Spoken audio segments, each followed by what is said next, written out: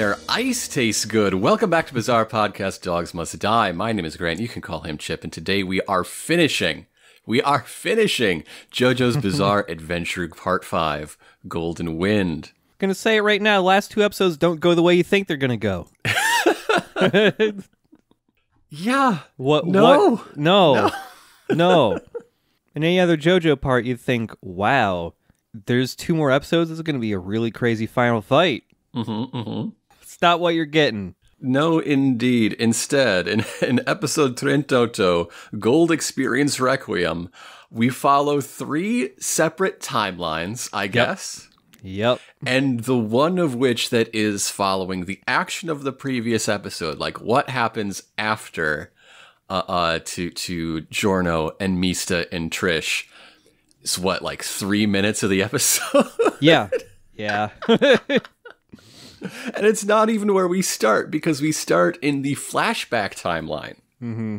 All Bruno's special boys, before they even meet Giorno, are at that one table in that one restaurant with no other tables within 20 feet of them. They rented out the whole place just for themselves. And Mista is asking his friends, which is to say Abakio, Narancia, and Fugo, if cannibalism would be yum yum tasty times. Just think about it. And then Narancia coughs up his food. Narancia says, "That's it. Go sit at the dipshit table." Yeah, which must there be is a second table in this dining room. It's just in the opposite corner of the room. I guess so. Yeah, everyone's having their own outburst at Mista. We see a little bird looking at them through the window, and it flies off into the sky. And as the camera kind of zoops up into the clouds, it comes out of the clouds, and now we're back in present times, where Diavolo is just getting his shit wrecked. Yeah, his face is being rearranged by Gold Experience Requiem. Yeah. In fact, both of King Crimson's faces have been cracked wide open, with chunks dangling off. Yeah, the epitaph is dangling off, one of his eyeballs dangling off. And how does this influence Gold Experience Requiem's strategy? Well, that's easy. It switches to body blows instead. Yeah. Diavolo cannot get any hits in, and we end right before the OP on just a freeze frame of him getting punched so hard he's doing backflips through the air. Straight into the sun. Yeah. And so, yeah, it is time for the OP again. The sound effects have been stripped away, but new material has been added again. So once again, as we have for a little while now, that bit at the end where King Crimson just does its thing invisibly, well, it's visible again. We follow through the obliterated time from his perspective, but now Gold Experience Requiem is there in the OP and undoes King Crimson's interference, and the final moments have been totally redrawn to be the birth of our new Requiem friend. Yeah, and by the way, when you see all of Diavolo's stuff rewinding back to the start, and we get this new shot of Golden Experience Requiem first appearing. The pose that Giorno does is like a Dio pose. It's the pose Dio takes in the Polaroid, the photograph of him all the way from Stardust Crusaders, which I think is neat. But man, I wish more of that Dio stuff came through in the story. So back in the action, Diavolo is punched into the Tiber River. He sinks deep below his surface, but Trish and Mista will not believe that things are over until they see his goddamn corpse. Yeah. And they are right to think so, because somewhere downriver, a hand bursts out and clings to a ledge as Diavolo pulls himself up, trying to figure out what the fuck just happened to him. Yeah. What was that? What do I do now? Yeah. So he starts pulling himself up, still like he can't get up and walk. He's just crawling into like this little like aqueduct or whatever that he's pulled himself up into. The ancient sewers of Rome. Yeah. it's very dark in there, but he keeps going deeper in. And suddenly, there's a light and a silhouette, and a man in the sewers just runs at him lightning speed and stabs him in the gut with a knife. Yeah. This is in the sewers. He's found a like small homeless encampment, and the welcoming party is this small man who believes that Diavolo is there to steal his coat, and he's going to defend his coat by stabbing anyone who enters the sewers that he doesn't know. Mm-hmm.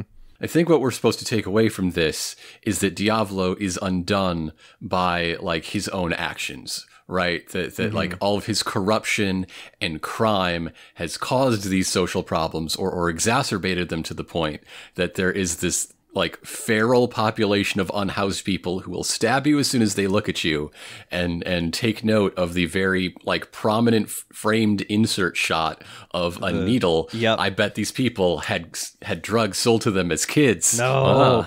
Yeah. Hoist on his own petard. His chickens have come home to roost. Yeah. Because the knife is more powerful than the gun. How many times has he been shot? Nothing. No problem. One stab wound and the man is out. Yeah. I mean, he gets stabbed in a pretty bad place to get stabbed. Like what's a good place to get stabbed? Some place with nothing very important in it. I don't know. Your toe. Like, that would suck, but, right. You know, man, they animated some arterial spray style shit. Like, it's going to the rhythm of his heartbeat. It's gross. But yeah, Diavolo is just sitting on the ground, bleeding out, as this guy steps ever closer to finish him off with another stab. Straight to the face, coming down like POV shot right at you. And, you know, this whole time he's almost doing like a Dio thing here of just like repeating his name, like, I am Diavolo, like shit like this doesn't happen to a person like me. As he's about to get stabbed in the face, and as he screams, we get a bunch of after images of his face all screaming, like stretching out to both sides of him. And suddenly he wakes up in a completely different place. He's about to get an autopsy done on him. Yeah. He wakes up in this room that immediately reads as hospital room. And then you see more shots of like the walls around. And I wonder if it's a kitchen, because it looks like there's like those like deep fry spiders, the little like wire basket on a stick hanging on a wall. I don't know what's going on there, but no, this is an autopsy studio where he finds himself. A woman comes in, you know, with a little tape recorder, starting to take notes of the autopsy, what time is starting, all this. And for the record, this doctor, this medical examiner, whatever her title is the second named woman in all of Colton Winn. Yeah. I was trying to think of like that old woman that was asking for help from Bruno near the start had a name, but I don't think she did. I don't think she had a name. I mean, Trisha's mom has a name, so okay, sure. Third, I guess. Okay, sure. It's all about bros, bro. Yeah, she gets ready for this autopsy, and Diavolo is conscious for all this. It's that one Stephen King story. And, you know, he's talking and watching her do this, and she can't hear him or anything. And so he just has to lie there, unable to move, but conscious, as he gets cut open and has to experience the pain and hell of an autopsy while being conscious for it. Yeah, it's fucking gross. Yeah. It's real messed up. He's feeling every scalpel cut. It's just a gross, nasty idea.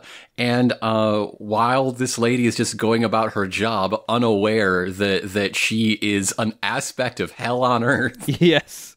We find out that, Diavolo has been declared dead. She determines the cause of death to be the stab wound in his liver, which means Giorno didn't kill him. Giorno's blameless. His hands are clean. Exactly. He killed a lot of other people on the way here, and it's not a big deal. But... So this lady takes out the giant bone saw and goes to work on him, and that is what zaps Diavolo's consciousness to Pink City. Yes, the city where the color palette is always swapped. Yeah, he just wakes up on, on a sidewalk in this busy city, fine, like physically, but he's absolutely shook, terrified. He thinks, okay, that must have all been a dream. It felt so real, though. And this other small man approaches him, just asking, like, hey, are you okay? Are you sick? Do you need help or something? And Diavolo turns around to look at him and is immediately spooked by a very small barking dog that this man is walking. Just this tiny little dog. Yeah. So he takes some steps backward, trips over the curb, and falls backward into traffic as he shouts to himself, "None of this makes sense." Yeah. We cut back to Trish going like, we got to find Diavolo. He clearly didn't die. We got to really make sure that he's mega dead. And Giorno's just like, nah. It's fine. It's all right. I think I just sent him to hell, so... I don't know what I did, but I believe it's all gonna work out. I'm pretty sure we're done here. Yeah. So he starts describing what he believes that what Golden Wind experience did while he was unaware, because of course Giorno does not know what happened in obliterated time. That still works on him, just not on his stand. Yeah. So the idea here is that Diavolo will never know that he's dead. Quote, his end is without end. He will just keep dying over and over and over again in eternity. Yeah. It's a pretty metal way to kill a bad guy. Without actually killing a bad guy. Yeah. Because for some reason now of all times, the murder JoJo has to be above murder. Is this part of his development? He's like gotten past that period in his life? Maybe. I mean, there are certainly times in the show where, I mean, it happens with Bruno and sometimes too, where they're framed as like almost heavenly figures. So I don't know. Yeah, we can talk about it next week. Yeah. But anyways, Diavolo is now in the purple zone. Yes. Rolling. But not that purple zone. Unrelated purple zone. Yeah. Rolling hills, trees, very beautiful place he's in. And there's just a little girl there slowly approaching him, and he's utterly terrified. I love this. I love that he's gotten what the deal is by this point. So as soon as he sees anybody, including, like a little 5-year-old girl with a teddy bear, he's like, what the fuck is this? What are you going to do to me? Yeah. And we don't even know. We do not find out what happens to him. Yep. It's all just left to the imagination. That's great. So back in the present, Mista wants to go back to the Colosseum, like, oh, we're not fighting anymore. We have to rescue Bruno and his horribly broken body. We gotta go. Yeah. In this moment while taking my notes, I was reminded of the fact that we haven't talked about Giorno's hair change, and we should. Oh, yeah. So this happens when Requiem is born, right? Yes.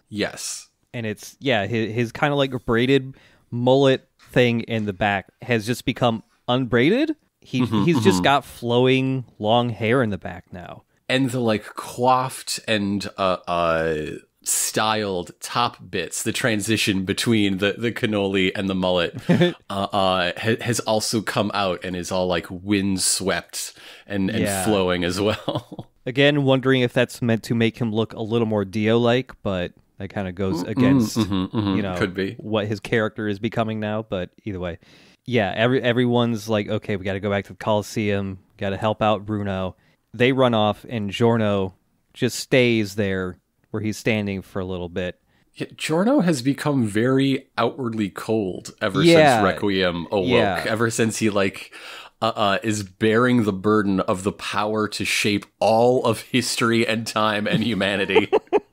It's hit him very suddenly, and his whole demeanor has changed. I almost wonder if it's meant to be like him filling in Bruno's shoes in that manner, because he was also very like kind of cold and distant in that way. That's just what the leader is in this group. Okay, all right, I can see that too. Yeah, as Giorno just kind of stands there, he looks up into the sky and kind of sees all of his dead friends, party members up in the clouds, hearing Bruno's voice, just telling him to chin up. It'll be cool. Don't worry, man.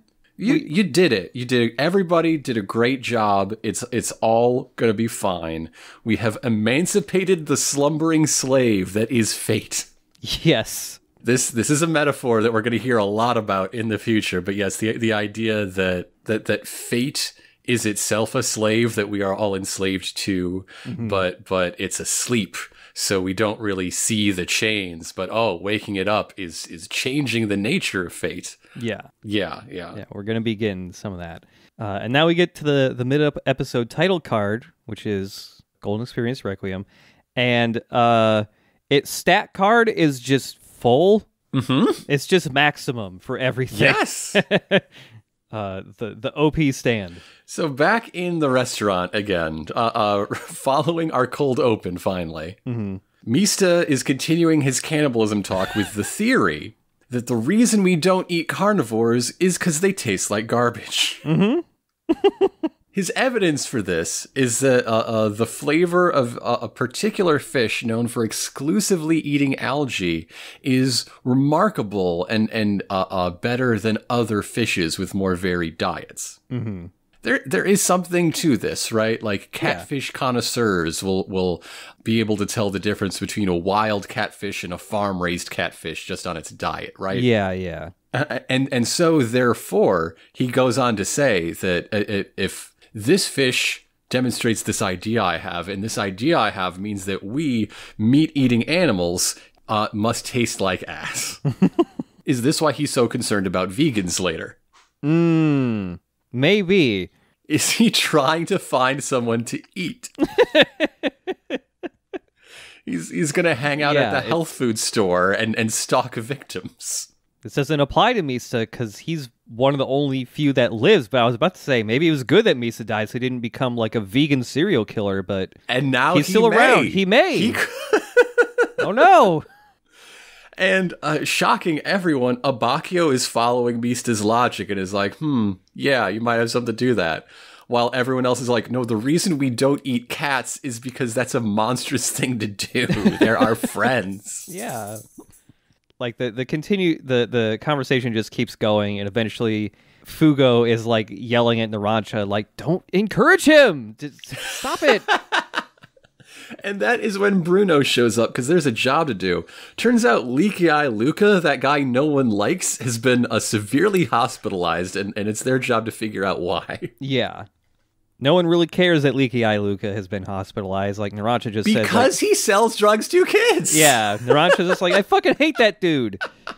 And Bruno's just saying, like, okay, well, Leaky Eye Luca probably just, like, overdosed on his own shit and hit his head or something, but still, we gotta check it out. It's our orders. Fugo volunteers to take this one on his own because future capos like Bruno shouldn't be doing this sort of grunt work. Yeah. And he's like, nah, I got this. Yeah. Someone give me the AU where Fugo meets Giorno on the funicular. Oh my god. I have to imagine that ends with Fugo dying.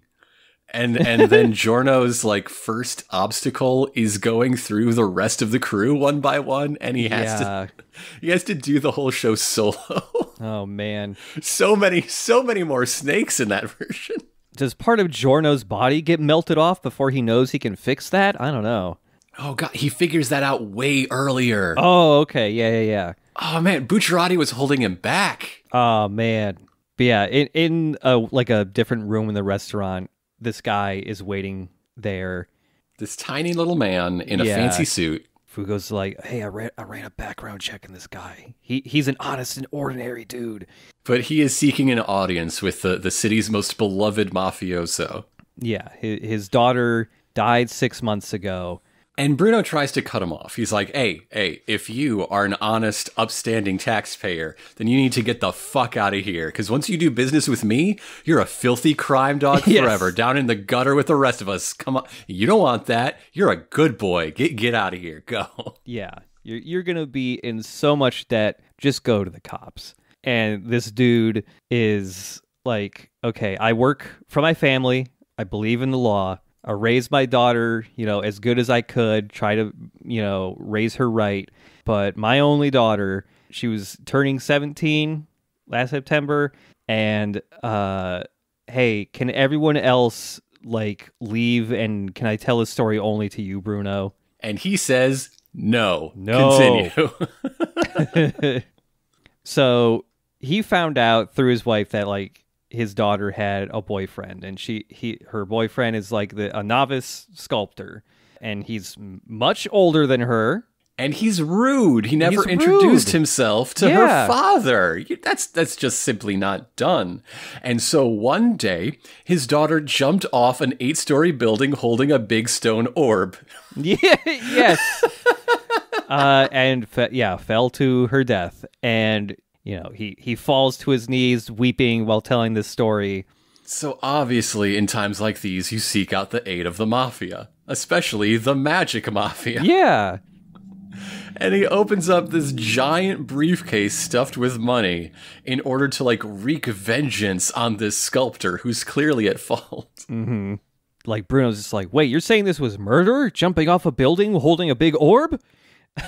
Bruno doesn't believe it because he knows about every murder that happens in this city. Yeah. And this florist guy is like, well, that's because the cops covered it up and made it all hush-hush as a suicide. Mm-hmm. Because, of course, they only care about things that are certain to put someone in jail for life. If that's not the situation, the police around here don't give any mind. Yeah. And so, yeah, he's just, the man is just pleading to have these people take revenge on this sculptor. And Bruno says, like, hey, bad shit happens in life. Sorry to say, you're just kind of wasting your time here. But on the other hand, you're lucky that I'm such a big softy. Yeah, you're lucky that I'm the specific guy you came to, because, yeah, I will do this. Because when it comes to family, and again, this is just the Fast and the Furious Tokyo Drift all over again. And so Bruno says to Miso, like, hey, can you take this one? I want you on this. You know, you being the assassin guy and all. Misa's like, yep, I got it. And he sits up and he notices that in his seat where he just was is a stone orb. And he asks the question on everyone's mind, did I lay this thing?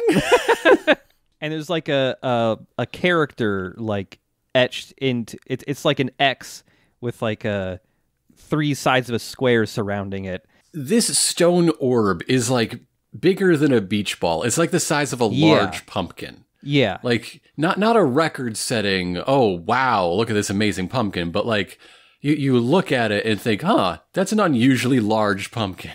Mm-hmm. And so Misa goes to touch the stone orb.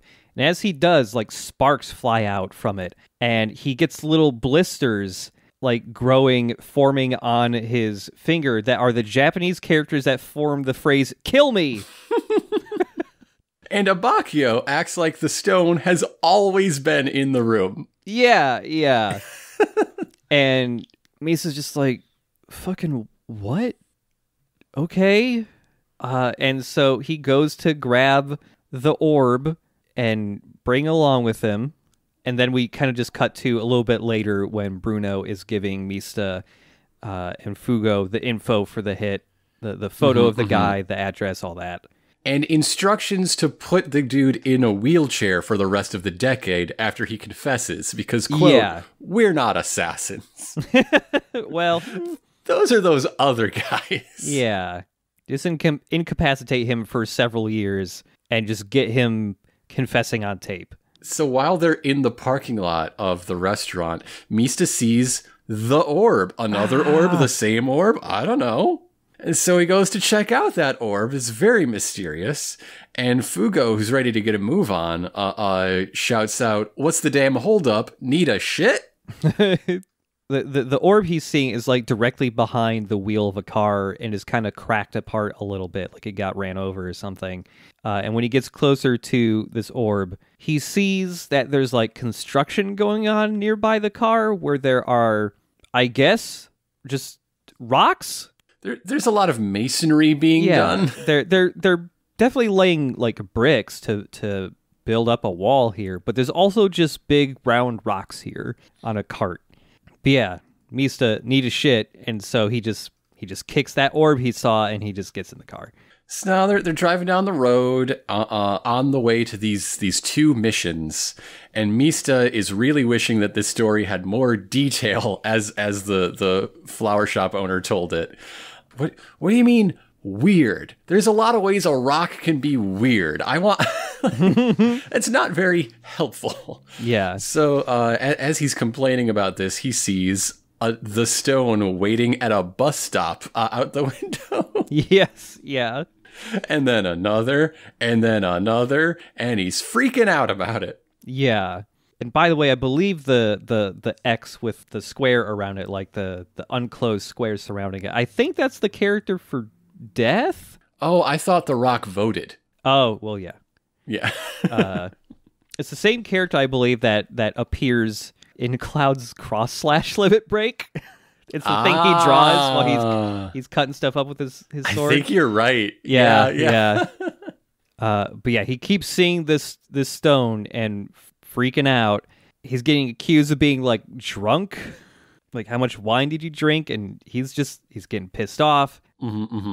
But it's not something he can really explain to anybody else without sounding crazy. So he just kind of keeps it to himself. And eventually they get to the sculptor's apartment building and drop Mista off. And then Bruno's like, hey, Fugo, you go on ahead and get like the preliminary details at the hospital. I got to keep an eye on this guy. He's concerning me a little bit. I hear there's been a lot of Stan users gathering in this town. So just to be safe, I'm going to go check stuff out. Do you think these rumors include echoes? Do you think Bruno has heard of Koichi Hirase? I wonder, how would Bruno and Koichi interact? The closest analog to Bruno we have is Jotaro, so I think so. They would eventually get along pretty good. Yeah, you're right. Actually, Koichi's just good at over time gaining people's respect. Yeah, it's just whether he'd have the time or not. That's the big question. Yeah, because I don't think he'd make a great first impression. I don't think so. It also just comes down to, like, the threats people in Part 5 face are far more lethal all the time. He is the only person to be punched straight through and survive. That's true. They have that in common, actually. Yeah. Man, if you had Josuke on this team, is it like a second healer? You'd be set. Josuke would freak out so much about how Giorno fixes people. Yeah. He'd just be like poking the replacement finger or whatever. It's like, that was a cigarette butt 2 minutes ago. And he just wouldn't stop poking at it. He'd have a real hard time with Polnareff being a turtle. Yeah. He could never take a turtle turn. Like when he finally has to grab Coco Jumbo and run away, it would be a major, major moment in his life. Yeah. Maybe just have a stand carry it instead. Maybe that's the loophole. So Mista is waiting for the elevator in this like tall apartment building. It's like 7 stories, 8th story is the roof. And as the elevator dings and the door opens up, Mista sees that stone inside. The stone. So now he just shoots it. He shoots it a bunch of times. It seems to like crumble into dust, and there's a little guy peeking around the door. Yeah.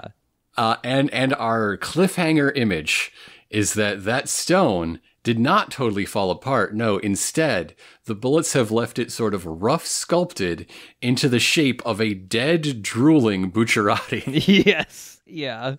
And that leads us into the final episode. Episodio 39, The Sleeping Slave. So yeah, Mista's a little confused by Rock Bruno. Yeah. We start immediately with the OP. Just get that out of the way so we can get right into this. But that confusion does not stop him from shooting the sculptor in the hand. Yeah, whose name is Scalipi, by the way. Let's talk about Scalipi here and his look. He is wearing a lot of dog tags? Yeah. Just on his wrists, hanging from his chest, kind of like a deep V-neck shirt with holes cut out of the shoulders, purple hair with some random things. The dude just got his palms pierced and he wears a crown of thorns. Like, I'm not I'm not crazy. There's a lot of Catholic imagery as we go deeper into Golden Wind. Yeah. He's just got a crown of thorns as a fashion accessory. Yeah, Yeah, purple hair, purple eyebrows, green eyes. He's got like gray.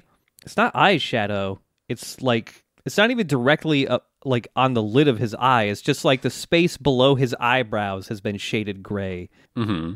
And this guy, has been shot through the hand, and he is not fighting back or anything. His name is a reference to a meat dish in Italian cuisine. Scallopini, right? Yeah. Yeah. Scalopi's English voice is the gorilla doctor in Odd Taxi. He is Kaworu in the Rebuild of Evangelion series, those films. Okay. And he voices a major character in Final Fantasy VII Intergrade we have not gotten to yet in our Let's Play. I know who it is now. Yep. Yep. While his Japanese voice is Tuxedo Mask in Sailor Moon Crystal. Ooh. He's the voice of Fox McCloud since 2005. Oh, man. And he dubbed the role of Clark Kent in Smallville when Smallville went to Japan. Okay. I wonder how many seasons they got. Yeah, I don't know. I'm not sure how popular CW-style stuff would be in Japan, really. Is there a Japanese Riverdale? Let's find out. Riverdale in the International Dubbing Wiki. Got Brazilian Portuguese, Castilian Spanish, French, Indonesian, Italian, Japanese. Here we go. Hey. There is one, but none of these names, after a random sampling of like 7 of the cast, Yeah, as listed on the very helpful International Dubbing wiki, are people who would be recognizable names for other roles. But one does exist. Okay. And there is a helpful bit of information that the songs from Carrie the Musical were the only ones dubbed in the series so far. The songs for the other musical episodes were left in English with Japanese subtitles translating the lyrics. Huh, okay. But yeah, Scalipi is being held up against the wall by Misa, gun to his head. And Misa just sends the elevator all the way up to the top, so they're locked into this elevator. Gonna go check out the scene of the crime back at his apartment. Yep. And Misa's interrogating him on the way, trying to figure out what gang are you part of? Because that's the only way you're gonna have a stand, right? He puts the dude in an arm lock. He's in serious time for serious answers, and this sculptor, throughout the whole thing, has this very calm, measured reaction. He does not care how horribly he's being threatened or how many times he gets shot or anything. Yeah. And we find out that he was born a stand user and does not know shit about them. This is the first time he's heard the word stand in his life. Yeah. He's also not a mafioso, but he really, really wants to meet Bruno. Although this is also the first time he's heard his name. He just wants to meet the guy in the rock right now. Like, oh, Bucciarati? I want to meet whoever that Bucciarati is. Yeah. And so Misa gets pissed off and shoots a hole through his other hand, increasing the symbolism even more here. Misa just thinks this dude is clearly up to something. Yeah. What do you mean you want to meet Bruno Bucciarati? That seems like something a murderer who I should kill would say. Huh. Yeah. And as he grabs Scalipi again, the stone that was in the elevator is suddenly just gone. And he starts, putting the gun up to Scalipi's head again, going like, where the fuck did that rock go? And his answer is just like, it left. This rock does it as it pleases, and it pleases to also find Bruno, so that's where it went. And Misa's like, haha, I know you're lying. Bruno's nowhere near here. He's at a hospital doing a different job. Yeah. And so our sculptor friend says, quote, allow me to share some art history. Yes. The most JoJo's Bizarre Adventure line ever uttered. Yeah. Oh, man. Michelangelo. Yeah, Michelangelo, hell yeah. Yeah, man. Yeah, he's saying that, okay, that stone that I had, I did not sculpt it to be Bruno. It had already chosen that form, and I just helped it become that. And Michelangelo said he did not sculpt after thinking of the final shape. Destiny was already dwelling inside the stone. Yeah. The stone knows what it will be. It is just the artist's job to follow that guide and reveal what was there all along. And this stand you call it? Oh, that's a fun word. This stand works the same way. Fate shapes the stone. Bucciarati will die from a gaping chest wound, as shown in this stone. Yeah. Unbeknownst to anyone, he'll still kick around for a while. It's not a big deal. Yeah, and it's like, don't know when this will happen to him, but just sometime in the near future, Bucciarati will die like that.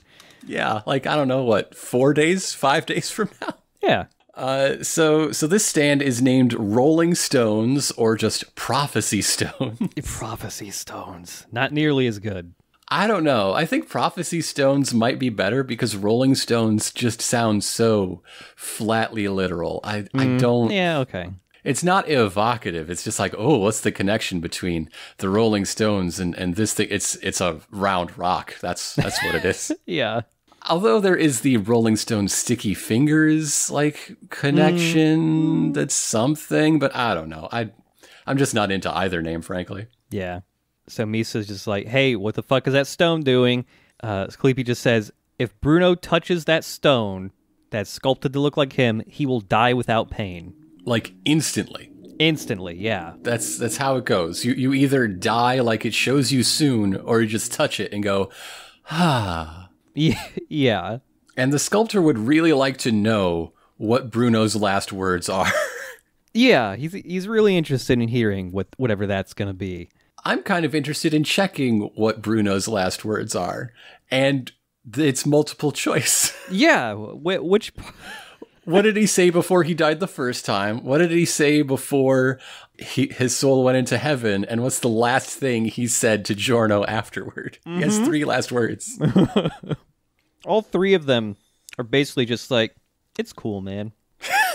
I think you're right. I think so. So now Mista wants to really turn up the heat on this interrogation. So he loads 3 chambers and spins the revolver. Time for some Russian roulette, and declares, quote, "Let's take a look at what fate buried in your mushy ass." Yeah. That's good. That's good. It might make more sense if he was going to attack this guy with a chisel, but you use the tools at hand. Yeah. So as he's asking his questions, it's just click, click, click. On one of these, the gun is in the sculptor's mouth, and the dude is still cool as ice. Mm-hmm. You need to recruit this man. And yeah, as all of this is happening, he just starts asking Misa like, "Oh, that florist that you met, he had a bad leg, right? That guy doesn't know it, but that's the first symptom of some vague internal disease that he has. But he can be saved. His daughter that died, she was an organ donor. The organs that would save him are things that she donated. And like it turned out that, the reason why she jumped off the top of this building was because she knew that she would also become sick after her father does.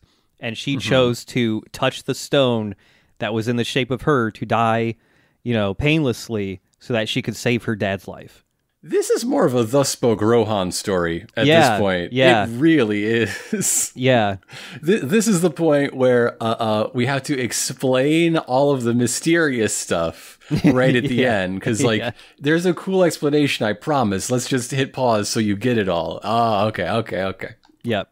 This is also the most unbelievable part because Scalopi says it's, quote, "a merciful death that would leave all her organs intact." Yes, she does. I've never fallen 8 stories while clutching a 300-pound rock. But I'm pretty sure it would bust up some stuff. It is a magic rock, though, so... I guess.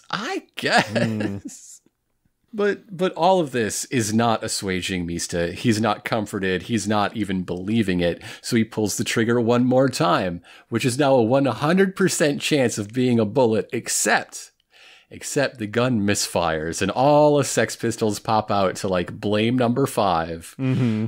But Scalopi blames fate itself. It's not his time to die. He's not seen himself in the stone. So therefore, he is not gonna die today. Yeah. And Mista's response to this is to pistol whip him really hard.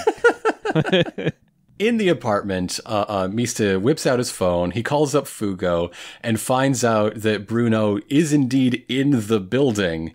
And he's like, oh shit. Maybe the sculptor was onto something. And also, that big ball is after Bruno. Oh, fuck. Yeah, and so Mista runs out to the window to look outside to see if he can find Bruno. And this is, we cut to see Bruno. He's a couple floors down below. And we cut to our mid-episode title card, the final one. The final one. And it's Rolling Stone carved into the shape of Bruno. Back on that phone conversation, he's asking Fugo for Bruno's phone number to call him and warn him that there's a rock seeking to euthanize him on the way. Mm-hmm. And Fugo says, hey, you know Bruno's number. You called it. This is his phone I'm talking to you on. So that's not going to work. That's not helpful to anybody. So he fires wildly in every direction to send out a Sex Pistols search party to find Bruno Bucciarati. And he runs back into the elevator, grabs Scalipi, just interrogating him, begging him, how the fuck do I stop your rock? How do I make your rock not do the thing it does? You can't stop the Rolling Stones from rocking. Age sure hasn't, and boy has it tried. Yeah. Scalipi just says, like, you can't. Like no one's ever done it before. Like, okay, maybe if you destroy the rock, or maybe if you find a way to change it into another shape.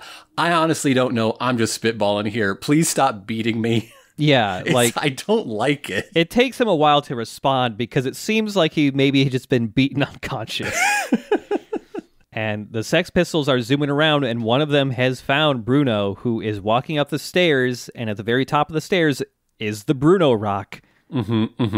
And so Mista is now like trying to go down the elevator faster by mashing the button Metal Gear style, and he's not getting there fast enough, so he just fires off several more Sex Pistols that just go hit the rock and push it away from Bruno. Which just brings Bruno's attention to the rock, which now that it's been shot and has fallen down the stairs, it's pulsating and oozing goo, and then it starts hopping up the stairs. And this is enough to attract Bruno's attention, so he asks, hey, Bullets, why don't you fill me in on what's going on here? Yeah.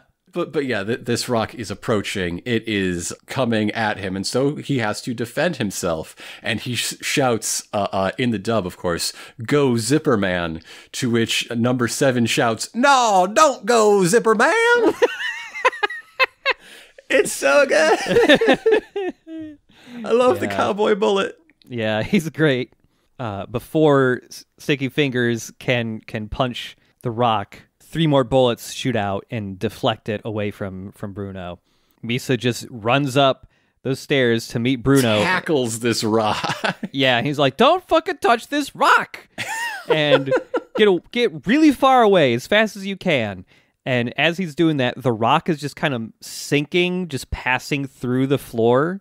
As Misa's hands, very well animated too, are just like scrambling, trying to just keep a hold of the damn rock. So what does Bruno do when he's told to get out of a building? He gets out of the building.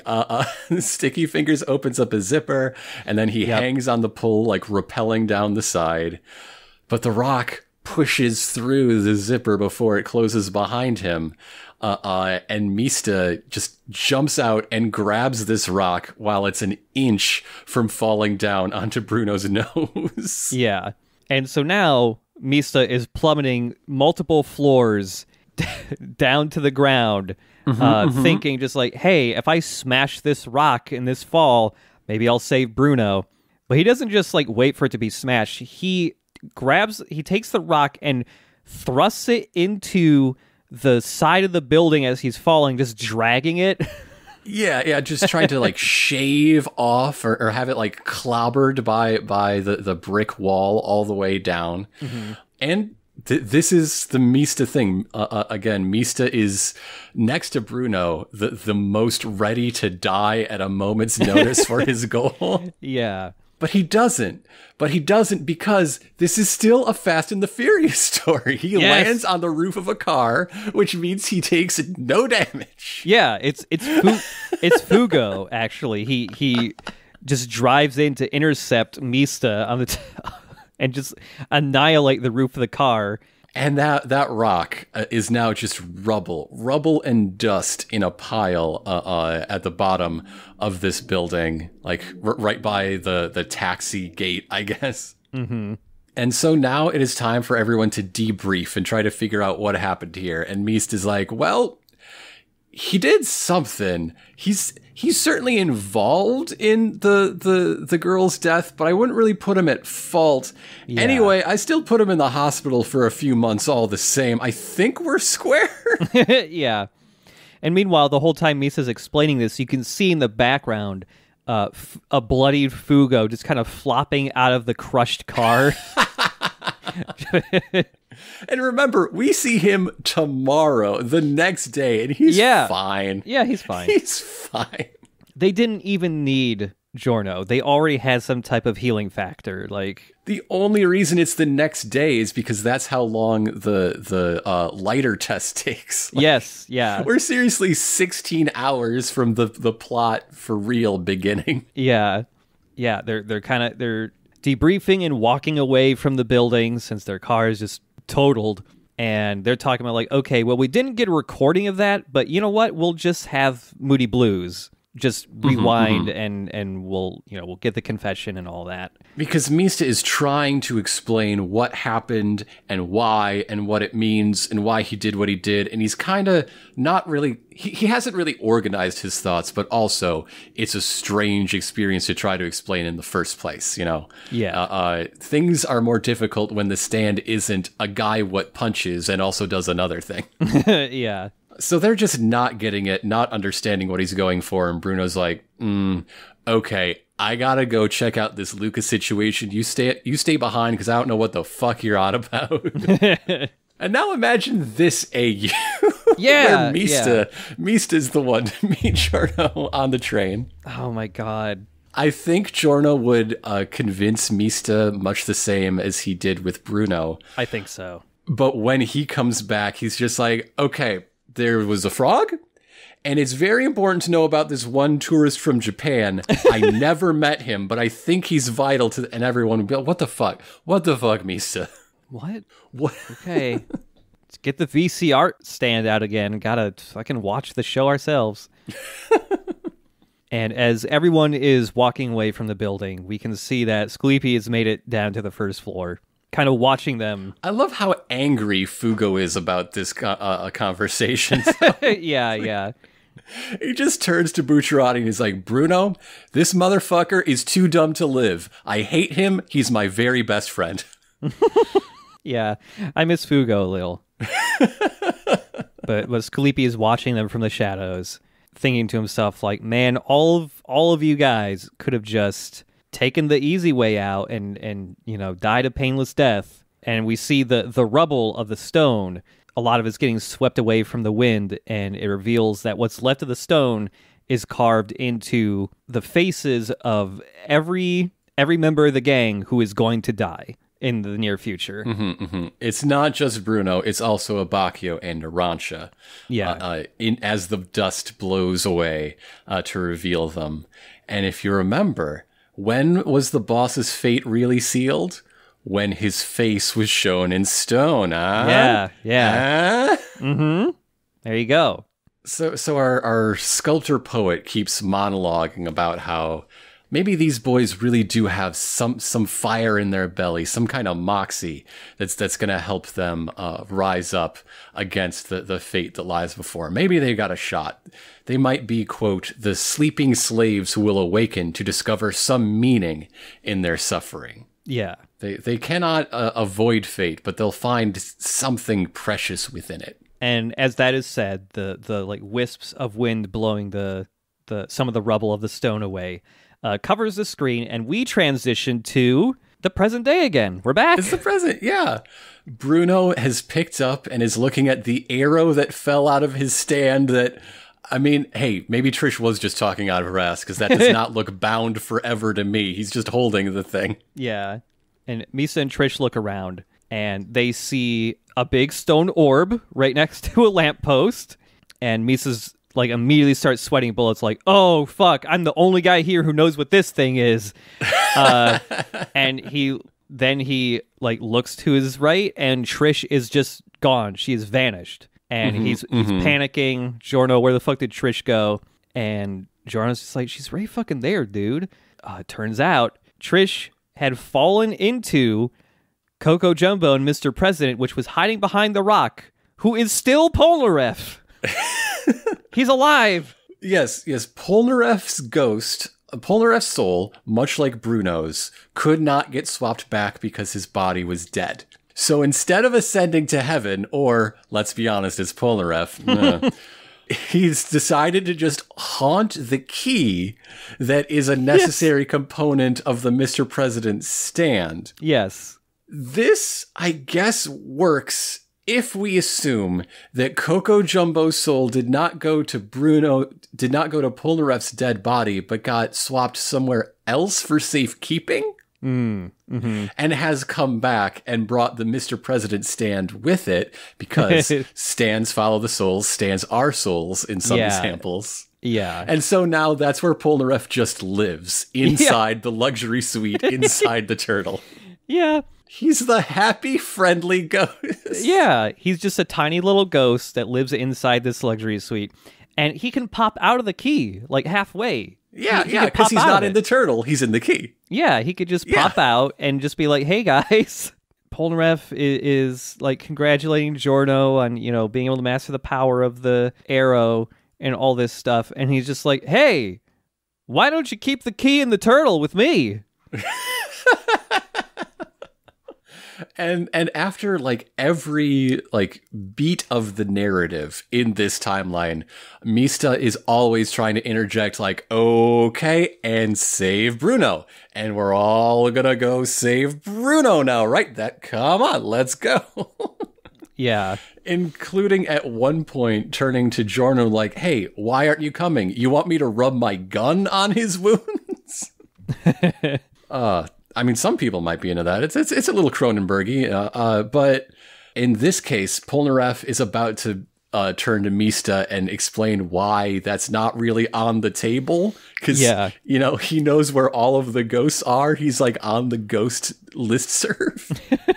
Yeah. And Giorno shoots him a look to like keep the secret. You're also not allowed to tell Mista there's no such thing as Santa Claus. Mm-hmm. Oh, by the way, when Giorno and Polnareff are talking here, there's a little side scene with Mista and Trish where... Yeah. Like, do you think they're trying to, like... Okay, there's something that I generally appreciate with Trish is that they don't really try to pursue pairing her up with any of the boys. Yeah. All of them but Fugo and Abbacchio, they're are moments that could make you think, if you wanted to, that they're going somewhere with that. Sure, like she develops a closeness to Bruno. Is that romantic? Is that like sort of fatherly or caretakerly? Debatable. Mm-hmm. She has moments with Giorno. She has you could see Narancia having a big crush on her, but this moment is when it's Mista's turn. Yes. Because now it is time for them to, in a sense, explore one another's bodies. Yeah. So, now that they've been inside one another. Yeah. So Mista comes up behind Trish and like smells her because like they had that whole thing where they were arguing about how smelly Mista's body is. And Mista just thinks, damn, maybe I am really stinky. Shit. Maybe I need to wear cologne. My pits do smell like ass. Can't believe I'm just now learning about this. And Trish like leans in. I'm a stinky boy, big if true. And like Trish leans in and gets a smell of him and goes like, maybe it was just the scariness of the moment that really set me off. I kind of miss that smell now. And Mista is so flattered as they bond over body odor. Yeah, and he's just like, really? And then she's just like, yeah, but your fingers are still really fucked up and weird, and I don't like them. And then there's a beat where they're just both silent, and then they just both kind of go like, ee, tee, hee, hee, like they're both high school girls, and then they just frolic off the screen. And that's the last thing we see of Trish. Yeah. Trish Una for the entire program. Yeah, just frolicking off screen with fucking Mista. So it's time for, again, our very stern new Giorno Reborn here to make a very important decision. And he decides that this arrow is not to be destroyed. It is to be kept in trust, entrusted to him and his judgment for whatever challenges may lie ahead facing himself, the Familia, all of humanity, who knows what. But he's going to be prepared no matter what. And he's going to keep it hidden inside Mr. President. Yeah. I can say for certain you are not allowed to put an arrow in Mr. President. That's something that is very frowned upon. I checked. Yeah. Right here, when everyone's walking back to the Coliseum, the camera pans up to the sky, and we cut to credits. There will be more. I don't know credits. why they're going to the Coliseum. I guess it's to collect the bodies of their dead. Yeah, I mean, Misa and Trish still don't know Bruno is dead, so they're walking there to go check on him, I guess. But yeah, I guess retrieve the bodies. Narancia was promised after all, but I just think it's weird that in most of the cases where they talk about going to the Coliseum, it's coming from Polnareff. Like, what, did you leave some shit there you want to pick up? Are you halfway through a book you want us to put down in the key with you? Because when Mista says it, it's go to Bruno. When Polnareff says it, it's go to the Coliseum. And I wonder why he cares that much. I mean, okay. Polnareff's still going to need his wallet, his ID and stuff. He had $300 in there. Yeah, for ghost stuff. He's going to go on Ghost Amazon. Maybe. I guess it depends if he's a poltergeist or if he can still control the turtle to type on keys. He's a Polnergeist. So now we get the final end credits of Golden Wind. And it's been changed. Yep. Because all along this whole time, at the base of this pillar upon which all these stands are arranged, there's been a big round rock. And now we know that has been Rolling Stone. But now it's changed to Rolling Stone in the image of dead Bruno Bucciarati. Yep. The other change is on the opposite end, the very top. Gold Experience has been replaced with Gold Experience Requiem. And I think it's significant that when you get to the top portion where it's all of our heroes' stands, the only one shown fighting is Sticky Fingers. Yes. I think that is significant. That is a real character statement that even if you encase him in stone, Bruno does not stop. Yeah. Yeah, on top of pointing out that, hey, Rolling Stone was in the ending credit thing here the whole time. Rolling Stone was in the very first OP from the very start of the show. I don't recall this.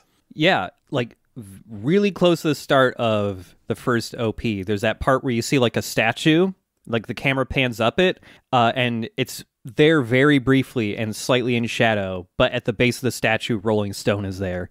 Ah. And that's the whole motif behind the chains you see in the first OP too. It's like the Chains of Fate or whatever. But the credits are not the end. There's a post-credit scene. Is it to set up part 6? No. We don't do that anymore. The last time we did that was Jotaro in prison. Yep. No, this is a postscript on the present instead. So back in Napoli, Giorno is head of the mafia. He's receiving tribute. Some very serious looking dude in his 50s is kneeling down to kiss his hand while he is flanked by his consigliere, Mista and Polnareff. Yes. He's just got a desk turtle, and I guess none of these other mafiosi are gonna ask about that. Yeah. But Giorno and Mista are wearing palette-swapped outfits. Mista is now all purple all the time. And Giorno is looking sick as hell in a black version of his old clothes. It looks so dope. He's almost like black and gold now, like some gold highlights along with his hair. It looks dope. There's like a floral pattern on one half of it now, going from the leg all the way up to his neck. It looks great. And yeah, Mista opens up a window and lets the flowing wispy air in, and that's the end of part 5. The window that was closed in the very first image of the second opening that we've been with for half the part now it is open. Now there's fresh air. There's a new beginning. Yeah. But there's a tribute to what was left behind at the end, because the last image of this little postscript scene is some of the other things in addition to a turtle that Giorno keeps on his desk. It is a yellow flower from Abbacchio's body, a white flower from Narancia's body, the little like vines that Giorno grew in tribute when they had to leave them behind. A zipper pull hanging on a little hook to represent Bruno, of course, and a bottle of wine they all shared together moments before the shark attack. Yes. The last time they just sat down, had a meal. Emblems of a sort of the three who did not survive, and also an emblem of the crew that will no longer be, because 3 of them died. So if we look at it that way, I can accept that there's no Fugo tribute, because he probably is around somewhere. I would assume he is a capo under Giorno. Oh yeah. Trish also is around doing something. I would assume the same of her. I don't know. Yeah. Maybe she's off traveling the world. Who could say? Yeah, I hope she just gets to live her life and doesn't have to deal with any more Stan bullshit. Like, just let her have fun. If she wants a job running like the gambling or something, it's open for her, clearly. But yeah. I don't know if it's what she wants. So yeah, we end with Giorno being the leader and finally getting rid of drugs. Specifically the ones sold to kids, yes. Yeah, the ones sold to kids, absolutely. He became the gangstar. Gangstar indeed. Gangstar. He did it. That's the end of part 5. Crazy. The decision to make the ending a flashback stand fight is interesting. I really like the idea of one thing it could have done, to the point that I'm disappointed this isn't what it really was, which is like the third point on the torture dance, kick the shit out of this guy, whatever this third thing would have been timeline, where you just see the group as the group that they are, these rowdy, violent boys having a great time being professional criminals. Yeah. And making that be a flashback when so many of them are about to die. The group will never be a group again, to be really bittersweet. But instead, it's just Mista, and he has some fun stuff with Fugo and Bruno, but Abbacchio is checked out of this entirely. Narancia just argues that maybe we shouldn't worry about what eating people is like. That's a gross thing to think about. Yeah. And then he's out. Yeah, that's the main thing I wanted from that too, because it is an idea I certainly like a lot. But yeah, it is almost kind of weird that it's Mista who gets the biggest focus here when he's like the one guy who lives. Is another big story beat where Araki is visiting like one of his favorite concepts, which has come up multiple times in JoJo already, which is just fate itself. I mean, I guess the cannibalism conversation itself is that thing that I wanted, but how much better would this have been at serving that purpose if the other Stan users, if the other boys participated beyond that, or got to do some sort of just sensational, these scamps violence to some bystander. To really finish the triptych, Yeah, totally. Polnareff's a ghost, man. Polnareff's a ghost man. He's one of them ghost men. Like, when I first watched this, and Polnareff died, and then, he's a turtle now, but his body's dead, and, all that. I was just like, yeah, I could see, one of the last Stardust Crusaders going out in like this or something, and then it's just like, no, Polnareff keeps living!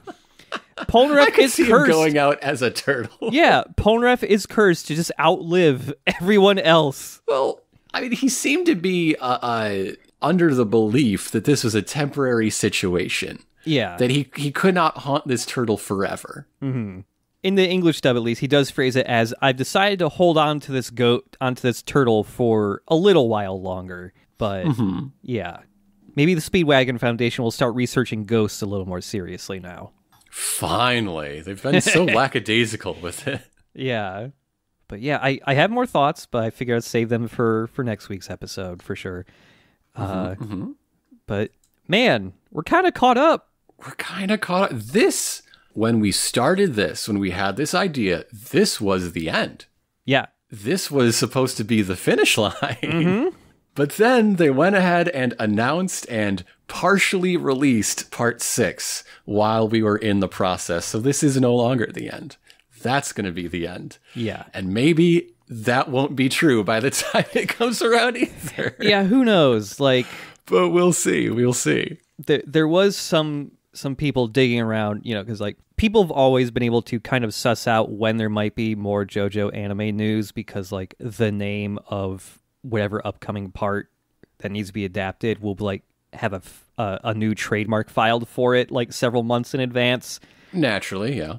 Now that part 6 is part of a Netflix deal or whatever, I think part 7 already got trademarked and maybe part 8 too, I forget. But I'm just wondering if, because usually there's 2 years or so between parts, because David Production works on a bunch of other shows as well in between. And it's just making me wonder, are they getting extra money from Netflix? Here's an exclusive anime. Let's speed it up. Can you just focus on just cranking out JoJo for a while or something? I don't know. We'll see. We'll see. I'm hoping for another pair of the Spoke Rohan OVA episodes. I would love in between. More of that. I would love more of that. There's plenty more to animate still. So I also think it's fun that they come in twos. Let's keep that going. Yeah. We're going to talk more about this all as a whole next week with a very special guest, as well as the big announcement of what we're going to do next, because we will not be rolling straight ahead into part 6. Yep. We are maintaining the idea that it is important for the program we make and how we make it that there are no gap weeks in the middle of a part, which means part 6 is going to have to sit on the back burner for a while. What is coming in between? Listen to next week's episode and you will find out. Yeah. But yeah, until then, see you later. To be continued.